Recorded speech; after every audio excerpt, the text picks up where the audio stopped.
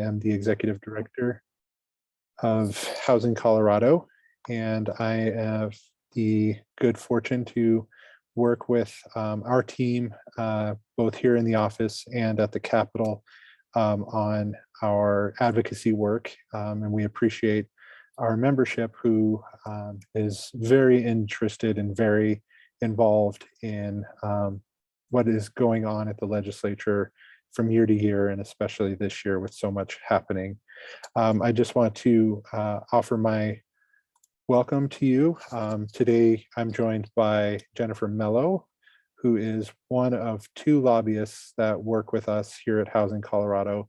And just to welcome you into this space, again, we are recording today's session for those who can't make it.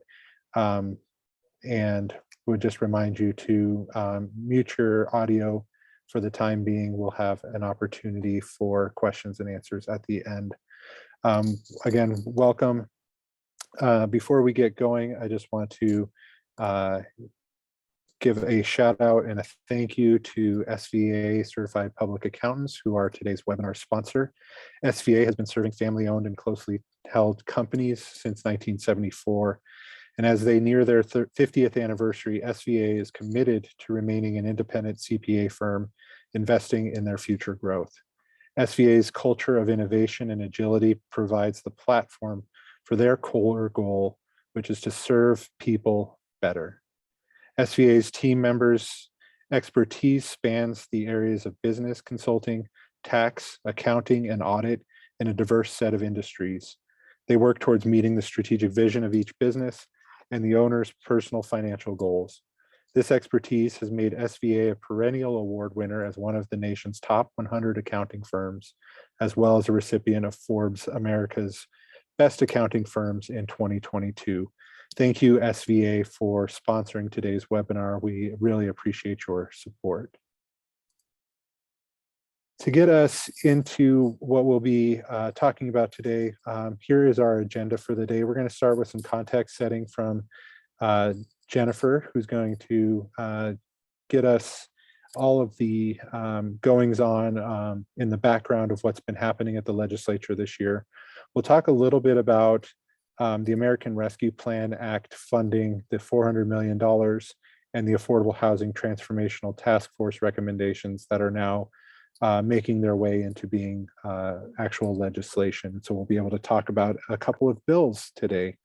We'll talk about Housing Colorado's bill tracker to show you that and some of the features that are on there. We'll talk about some housing legislation that's already been introduced and is making its way through the process. And then we'll talk about ways to get involved. So with that, we'll jump right in, and I'll turn it over to Jennifer to give us a little bit of context about this year's legislative session. Well, hi, it's great to see you all, or at least see your boxes on a screen. It's nice turnout. I think we're a little over 40, Brian, so that's good to see. My name is Jennifer Mello. I am one of the two contract lobbyists that works with Housing Colorado. I have a firm called August Policy Strategies. Amy Atwood is our other lobbyist. Her firm is called Atwood Public Affairs. We're not very creative in this business when it comes to naming our firms. And Amy and I share a number of clients and work very closely together. She's sorry she couldn't be here, but she had a previous engagement. It's been, in some ways, it's been an interesting. In some ways, it has not been an interesting session. It's actually what it's been is slow. We got off to a slow start because COVID was raging much more significantly back in those days in January and early February. The legislature very intentionally didn't do much work on legislation the first couple of weeks of the session because they were trying to minimize the need to have people in the building and close to each other. But even since then, there's just, the number of bills that are out and that are working their way through committee is not as large as we would normally have at this point in the session. There's a couple of reasons for that. I think some of it is drafting. We only have so many drafters in the building and they're behind, and you can't introduce a bill that hasn't been written. That's a hard thing. I think that's part of it. And I think the challenge is going to become April, right? So I mean, don't get me wrong. It's been lovely for me not to have to be at the Capitol till 8 or 9 o'clock at night in February, but that's pretty unusual. And I think we're going to make up for it come April. The budget is almost done. The Joint Budget Committee is expected to close the budget the end of next week, and then it'll start working its way through the process. There's nothing hugely significant for housing in there that we're I mean, there's a handful of programs that we're obviously monitoring, but there's no big new news coming out of the budget for housing. One thing I would just note about the state budget is because of the Tabor limit, and I don't know, I'm guessing most of you maybe know a little bit about Tabor, but if not, I'm happy to explain it during the question period. We are at the Tabor limit, which means we will be refunding money to taxpayers. So the state, all the money that comes into the state from our taxes, we don't get to keep all of that. We only get to keep a portion of it.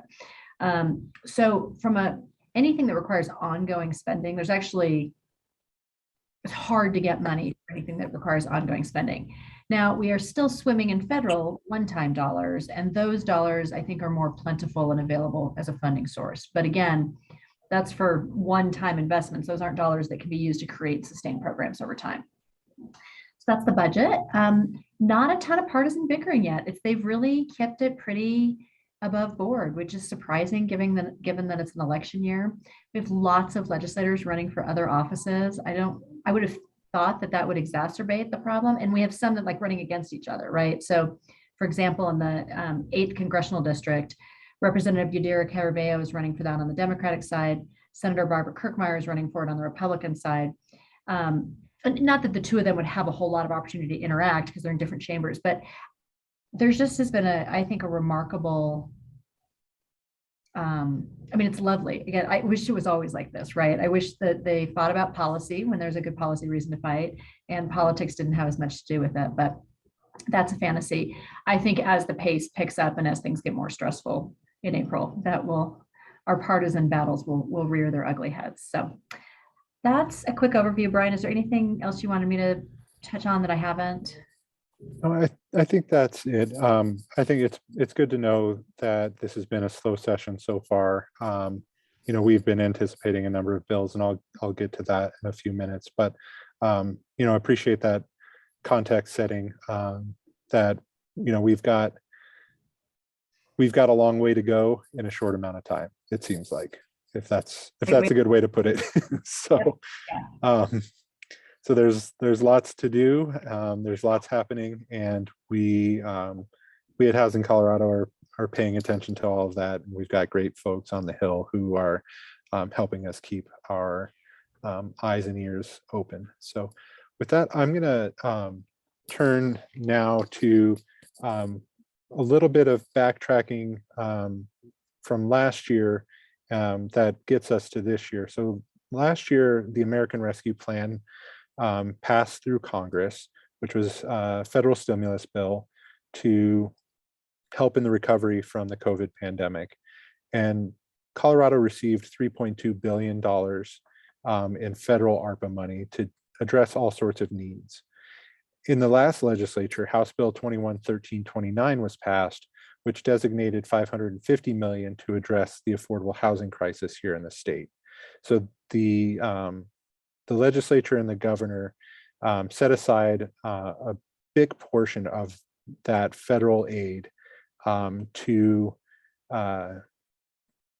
address the housing crisis that we have. And so what this bill did was it created a task force that was made up of legislators and executive branch appointees who were to make recommendations to the legislature on how to spend most of that money. So they were going to spend $400 million of that money in the 2022 session.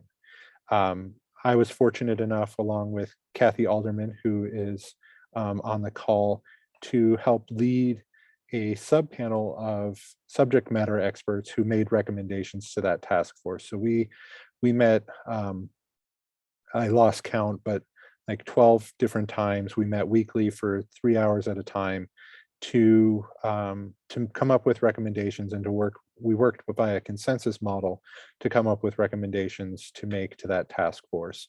for their consideration. And so that's a little bit of history on the American Rescue Plan Act. So I will use the acronym ARPA so for that moving forward.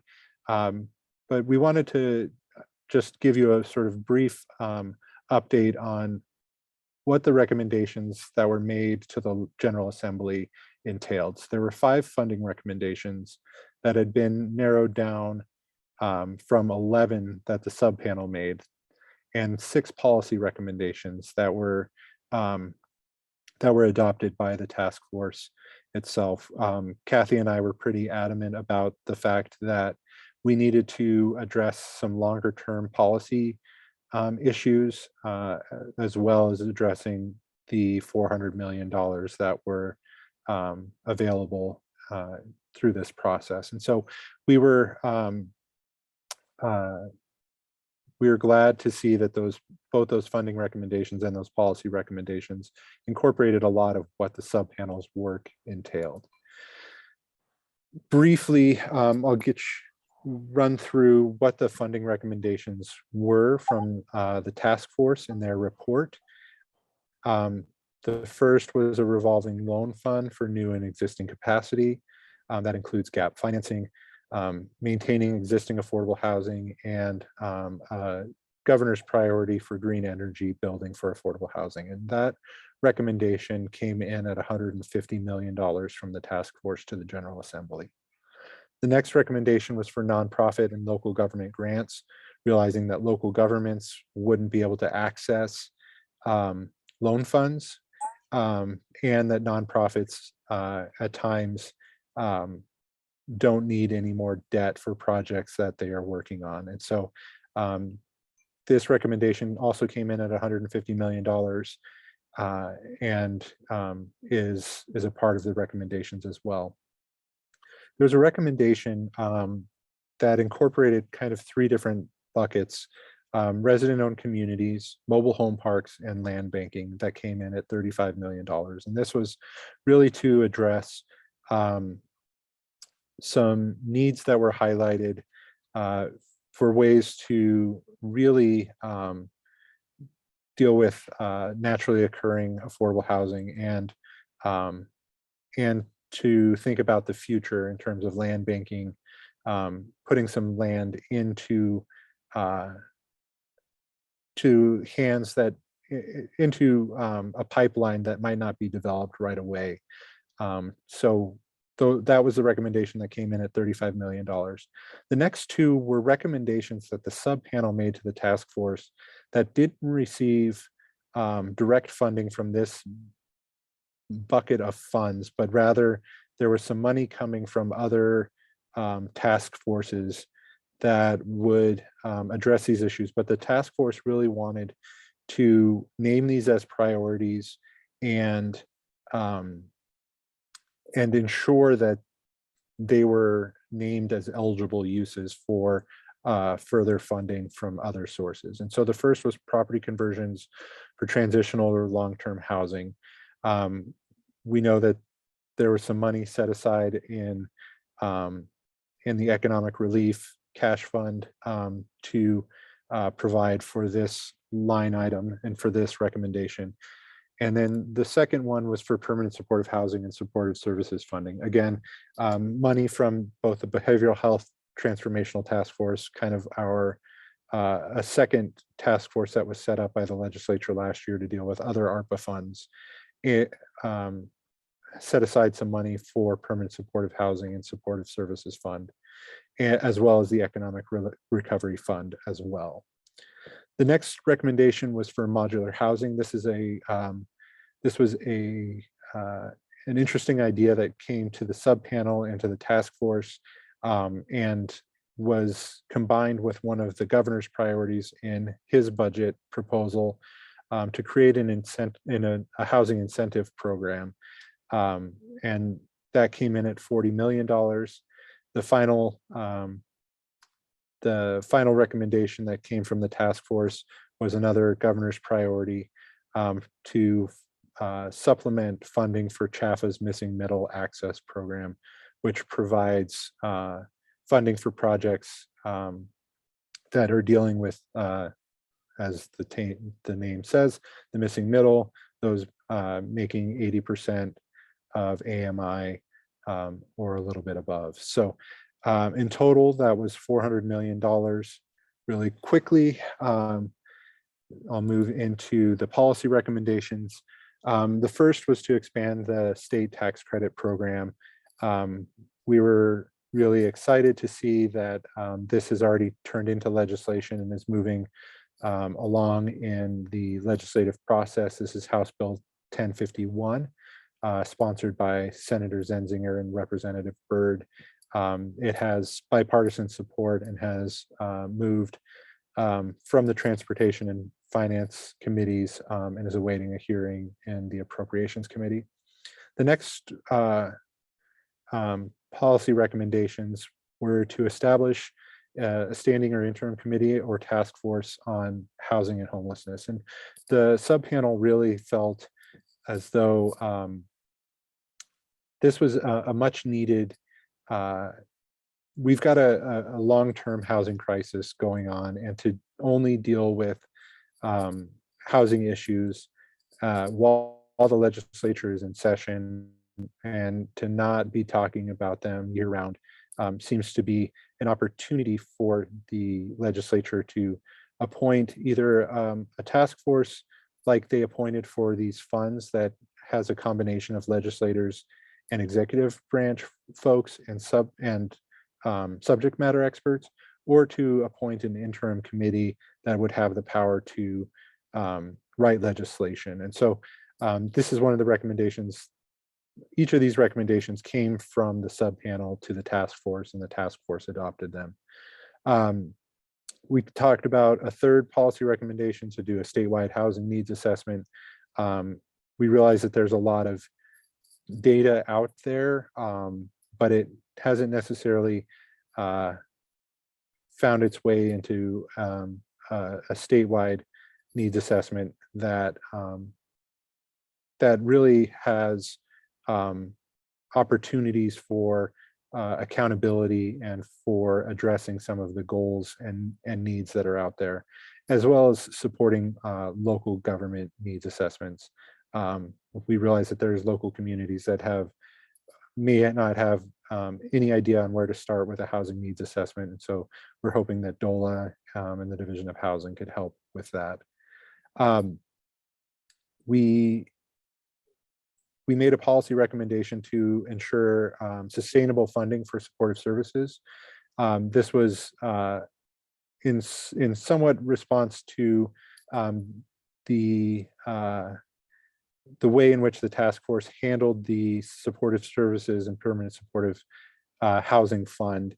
But there is a real need out there to develop stable funding and sustainable funding for supportive services. And so we know that there's some conversations happening around that are a couple years out on how to do this. And so we wanted to establish some bridge funding until that longer term solution is in place. The last two policy recommendations, the first was on short-term rentals. We weren't able as a subpanel to really come up with a concrete recommendation, but we realized that that there was an oversight committee that was dealing with tax policy and tax issues to really get at the issue of short-term rentals, especially for those communities in which they've seen their housing stock diminish, especially for workforce housing. I'm speaking to some of our resort communities who are really facing this issue of short-term rentals taking units off the market. And so we kind of, in some ways, kicked the can to this oversight committee that was addressing how to deal with especially the tax implications of this. And finally, we wanted to provide sustainable funding for the Office of Homeless Initiatives and community partners, that there's a real need for that sustainable funding there as well. So I'm going to kick it over to Jennifer to talk a little bit about I know she just took a bite. I'm good. To talk a little bit about our housing Colorado bill tracker before we get into some of the legislation that you'll see on here. Yes, and I apologize that I'm having to eat lunch while we do this. That's kind of the nature of the Capitol this time of year. I use a very small computer because I have to carry around the Capitol. So I'm going to let you all know I can't actually see very much of what's on that tracker right now. So I'm going to talk about it generally. Basically, this is a tool that Amy and I maintain for Housing Colorado. There's a link that we send to Brian and the policy team, and that link goes to this chart, which is continuously updated in real time. I say real time. I mean, there can be a couple hours delay, but what's really nice, I think, about this is if you want to know, I mean, you can use this for any number of purposes. What housing bills are out there? You know, you've got a good list of them. If you want something more specific, like what's going on with establishing a fair housing unit and the Department of Law, you can look, you can see who the sponsors are, you can get a quick description of the bill, you can do the fiscal note. And these are all live links, right? So you can click on it, read the bill, read the fiscal note. You can see that we indicate Housing Colorado's position on the legislation. And then the status, which is kind of right in the middle of the tracker. Quick overview, every bill goes to at least one committee. Sometimes it goes to multiple committees, especially if it has a fiscal impact. Then it comes, let's just say that we're talking about a House bill, which is what these are. Then it goes to the House floor for what we call second and third reading. Second reading is when they debate. Third reading is a recorded vote. And then that whole process gets repeated in the Senate. If the bill starts in the Senate, it's the same thing, it just works the other way. So like you can see that second bill there, which I can't read the number of, House second reading laid over daily. So that means it's still waiting for a full debate on the House floor. I don't know that there's any on there that have been postponed indefinitely. That is legislative speak for dead. So if you see postponed indefinitely, it means it's a dead bill.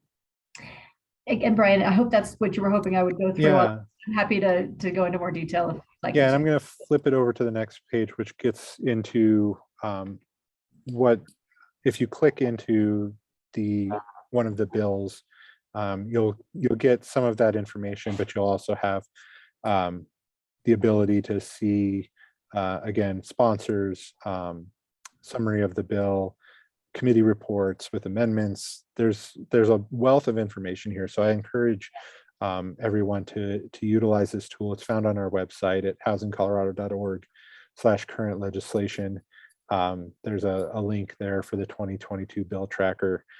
We do, like Jennifer said, we update this on a regular basis. It gets updated from the, I don't know where it gets updated from, but it's amazing how quickly it gets updated. And then as Housing Colorado takes positions, the position will change in that chart as well. So please utilize this tool. It's an amazing amount of information, and it sort of links you back to the legislature's page, to the bill text. If you like to geek out on what a law looks like in its legislative form, there's plenty of opportunities to check that out. Ryan, I would just add, I don't think it's either the screenshot cut it off, or we may need to add it to your report, which we can certainly do so. At the bottom, there can be a function for lobbyists. So you can click on that. And what that'll take you to is the Secretary of State's website, which tells you guys, I mean, you all probably don't care so much about the lobbyist names, but it tells you the organizations that have taken position on legislation. So sometimes that can be a helpful thing. I'm trying to figure out, like, here people as a clue for where how you as an individual or organization might think about it. You can get that information through the lobby. And like I said, if we don't already have that on your bill chart, it will be added this afternoon. I think it's there. The screenshot that I took just didn't make it to the bottom. So there's that information as well. The function of this service that we subscribe to, and people have found it to be pretty helpful. Definitely. So let me talk quickly about our legislative priorities before we get into legislation. 3 big priorities this year for Housing Colorado. We always include to maintain and protect existing sources of funding for affordable housing as a priority. It's kind of the main overarching guiding light for us as an organization in our advocacy work. The second was really had to deal with that $400 million that I talked about in the American Rescue Plan Act money. We really wanted to get into the nitty gritty of that, ensure that funding dealt with the whole spectrum of affordable housing, that we're talking about production of new units and preservation of existing units, and preference for long-term and permanent affordability, and to make transformative policies and investments that result in more equitable opportunities for upward mobility. And so the ARPA money was really our second biggest priority this year. And then we continue to seek out opportunities to increase first-time home ownership for low to moderate income Coloradans, realizing that this is a part of that upward mobility and wealth building for folks who might have been systemically excluded from housing opportunities and home ownership opportunities in the past. So we continue to work on that and to name that as one of our priorities. So 4 bills I want to talk about today by means of an update, and then 2 more that just got introduced yesterday that we haven't had a chance to necessarily work through our process yet with. But the first, these are all bills that Housing Colorado has made a position of supporting. The first is, and I mentioned this already, the expansion of the state tax credit. This expansion and extension of the tax credit would expand the credit from its current form, where it's $10 million per year cap, to $15 million per year, and extend this from its current sunset in 2024 all the way out to 2034. And so this is a great bill. The state credit has helped to build like 8,000 units over the course of its life in its current iteration. It's been extended and expanded a couple of different times, and this would be the longest extension of the credit in its history. So we're very supportive of the state credit. It does wonderful things. It has a huge economic impact in Colorado, and we're really proud to be supporting that. I testified on the bill a couple of weeks ago when it was in the House Transportation Committee, and as I mentioned, it's passed both Transportation and Finance, and is in the Appropriations Committee, where bills go to stand in line, I think, for quite a while. So we're hoping that that'll get moving soon. The second bill is House Bill 1083. This bill deals with the what is known now as the enterprise zone tax credit, and this would expand the tax credit that folks receive when making a contribution to a qualified organization or program that is dealing with housing and homelessness. The credit has been extremely successful in the enterprise zones, and the hope is that by going statewide and also moving the administration of this from the Office of Economic Development and International Trade to the Division of Housing, that it can continue to be a very successful opportunity for folks to make contributions to programs and organizations in their communities that are dealing with homelessness, especially, and housing a little bit more generally. But we're really fortunate that Colorado Coalition for the Homeless has been working on this for many years, and I know Kathy has probably gotten some gray hairs from all that work, but this bill is a really important opportunity in our state. Just an update on where it's at. It's passed the Finance Committee, and it too is awaiting a hearing in the Appropriations Committee. The third bill that we are supporting is, I think, a bit of a cleanup bill.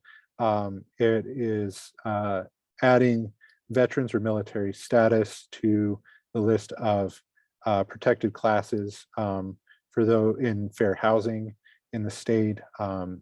We're supporting opportunities for all individuals to access housing, and veteran or military status should be added to those protected classes as well. And finally, for today, in terms of bills that we're supporting, is House Bill 1117. This bill gets a little technical, but essentially it would allow local communities to make some decisions about how they use their lodging tax. Currently, they can only, if the community has a lodging tax or has a marketing district, the proceeds from the lodging taxes can only be used in ways that kind of reinvest in the community to promote that community in marketing circles. And so this would allow a portion of those lodging tax revenues to be utilized for the building of affordable housing in those local communities. It would still have to go to a vote of the individuals in the community to allow such a use, but this opens up the opportunity for communities to go to their voters and ask them to be allowed to use that lodging tax revenue for items such as affordable housing. And I know there's been a lot of work, with both those in the housing community, local governments, as well as the tourism industry, to get them all on board. Local communities, especially those who are tourist destinations, have really been trying to figure out how to fund affordable housing in their communities, and are hopeful that by utilizing a portion of this lodging tax, they'll be able to fund projects in their communities. I'll hand it over to Jennifer to talk a little bit about ways to get involved, and then we'll get to your questions. Yeah, and I'm going to actually flip the order of this and say staying tuned to Housing Colorado is probably your best way to stay involved. I mean, I think the way to think of it is like we are a curated collection of legislation. So instead of starting, by thinking about 700 bills or whatever we're at now, we've done that work to narrow it down to the ones that really matter. So I think the resources that Housing Colorado offers are really helpful. In general, legislators really do like to hear from their constituents. They actually do care about what people who live in their district think. They don't care a ton about what people who don't live in their district think. So it's not that there's not necessarily harm in emailing a whole bunch of different legislators, but it's more, you're going to be more effective with your legislator. And so when you're communicating with them, you want to make sure they understand that, right? I'm a constituent of yours. You can say it a variety of ways, right? I live in the Wash Park neighborhood, or however you want to describe it. You can talk about making sure that you're a constituent. You can email them. They do get a lot of emails, especially to their official email address. And I think they struggle to stay on top of that. They really don't have a lot of staffing resources. Texting can be a good one if the cell phone number is public. Many of their cell phone numbers are public. And then you can call too. I actually think of all of those, text is probably the first, email second, calling the third. Well, unless you're calling them on their cell phone. Testifying can be a really good way to make sure that people hear your voice, understand why you care about a bill. It also can be just an interesting experience. Typically, testimony is limited to 2 or 3 minutes, so it's very brief. They don't have a ton of patience for repetitive testimony, right? So if 5 people have gone before you and they've said what you want to say, they can get a little impatient and maybe ask you to move through it faster. But generally, they're really They like hearing from real people. I don't qualify as a real person. Brian's only like a person. Um, they really do like hearing from real people, and especially again if they're in their districts. One of the silver linings of COVID has been that the legislature has finally really figured out how to do remote testimony in a way that works. So that is almost always an option now. It didn't used to be like that. I will say testifying in person is more effective. You tend to get asked more questions, they see your face. But that's easy for me to say. I live 5 miles from the Capitol. If you live in Durango, that's not really a feasible thing, and was very difficult to participate before they got the remote stuff figured out. So if you ever want to testify in a bill and you need help signing up or understanding the logistics, just let us know. We can help you with that. And then I want to end on this one about establishing long-term relationships, because that really is by far and away the best way to be effective. Coming in and out on one little thing, yeah, it can help. And you can certainly do that. And I wouldn't discourage anyone from doing that. But if you really want to be effective, it is about a long-term relationship. And you'll be surprised that legislators are very open to that. You do have to be respectful of the flow of their work and their time, right? So if you called a legislator right now and said, hey, I'd like to get to know you better. Can we go have coffee tomorrow, Wednesday? They're going to say, no, I'll be on the floor or in committee. I can't do that kind of stuff during session. When they're not in session, they're much more open to that. Sometimes you can do it on the weekends during session. They also tend during the legislative session to really they want to talk to you if you have something happening at the Capitol to talk to about. It's a little harder to get through to them and just kind of, I want to introduce myself and tell you in general about the things we care about. That's more of a summer, fall type conversation. One of the best ways to kick that off if you don't know your legislator is to go to their town hall meetings. They all do them.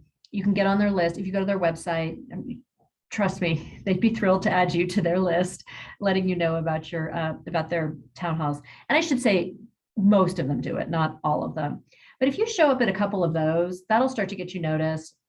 You can stick around afterward, introduce yourself, and then follow on the relationship from there. And just, it is a relationship, right? So you want them to be respectful of you and your time, and you want to do the same thing for them. Again, Brian, I'll say, is there anything I missed that you wanted me to say? No, I think that's great.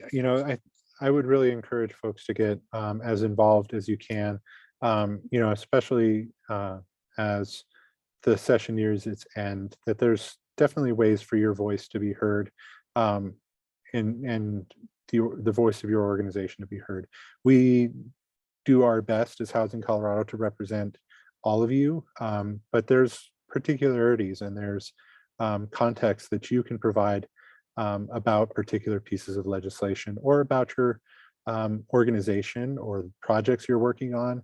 I think, in terms of establishing those long-term relationships, it's really vital for legislators to know what's happening in their district. They might not be aware that that you're working to build affordable housing in your community, or what that looks like. Or I know, even with the state housing tax credit, this is a program that gets pretty technical in nature, but being able to talk about how a program like that is effective and working in communities such as theirs is really important. And so again, yeah, get involved in any way you can. And if you ever need help with that, please let us know. Shoot me an email, give us a call. We're always more than happy to help you get involved in this process.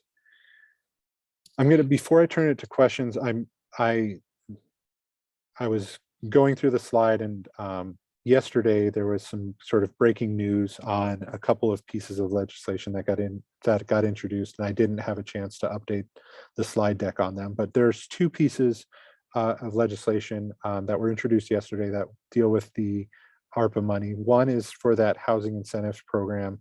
The bill calls for $40 million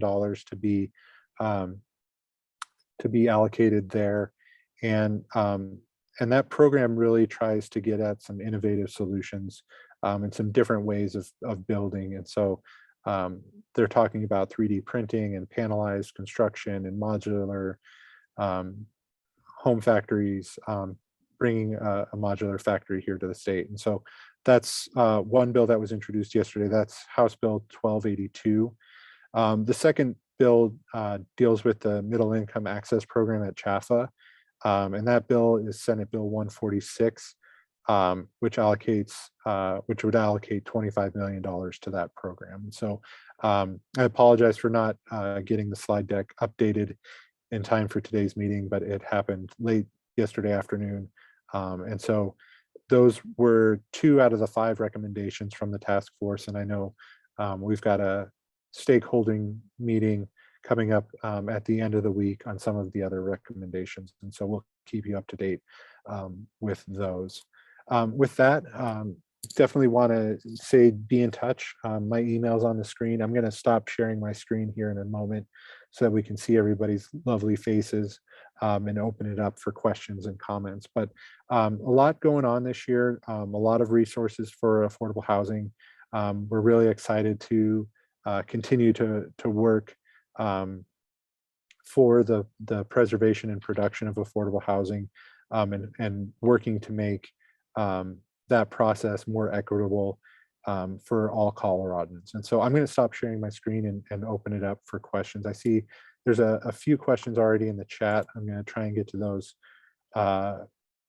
first. I think, Jen, you got to the one on meth and fentanyl. I'll handle the meth fentanyl. The answer is I don't know, and I'll get back to. But I think the home ownership question, as it relates to the task force, might be a good one for you to address.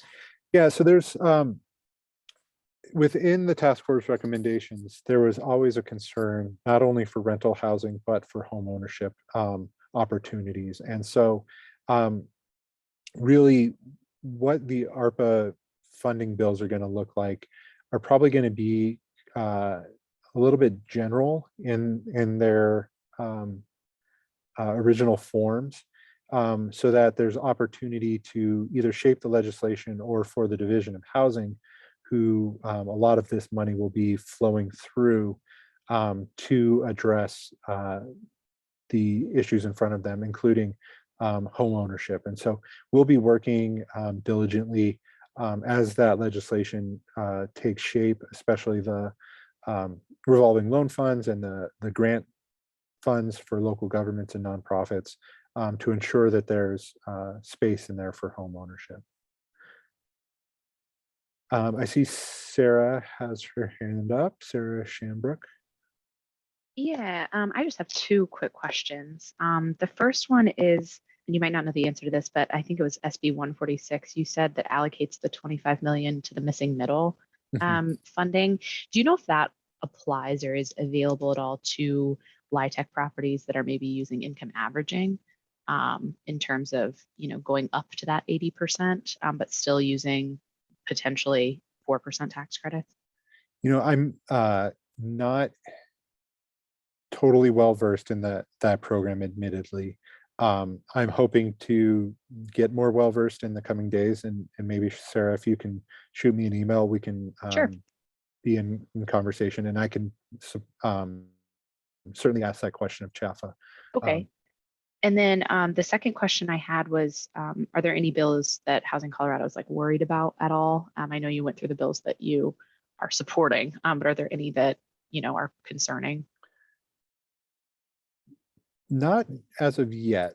There was one bill that we didn't necessarily enter the fray on, but that we had some concerns about, and that was Senate Bill 63, which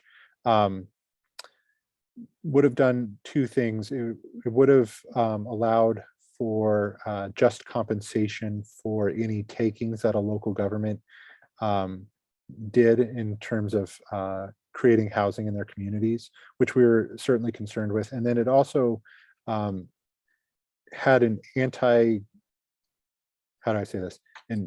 a prohibition on anti-growth initiatives or growth caps in the state that would be initiated by local governments.